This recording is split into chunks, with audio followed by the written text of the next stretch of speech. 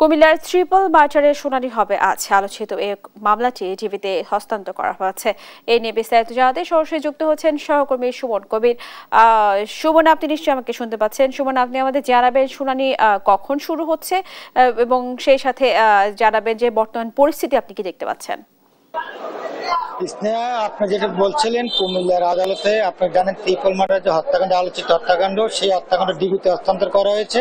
আমি একটু জানি রাখি, এখন আদালত তাদেরকে উঠানো হয়েছে বিচারিক আদালতের মমিনুল হকের বিচারতে এবং তাদেরকে 10 দিনের রিমান্ড চাওয়া হয়েছে।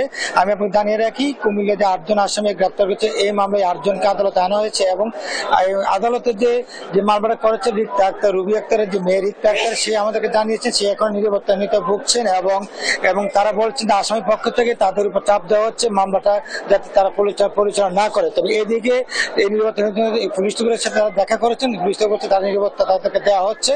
এবং আমি একটু জানি রাখি, কুমিল্লার আদালত মামুলি আদালত যেটা রয়েছে বিচার মমিনুল হকের আদালতে তাদেরকে আজ উঠানো হয়েছে, তাদের রিমান্ড শুনানি চলছে।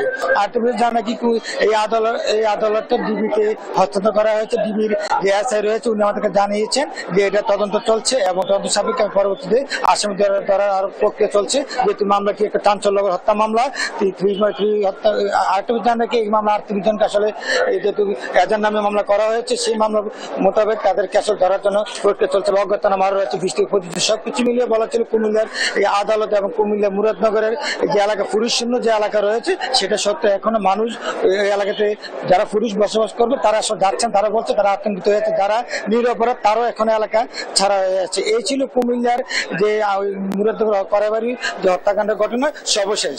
স্নেহা।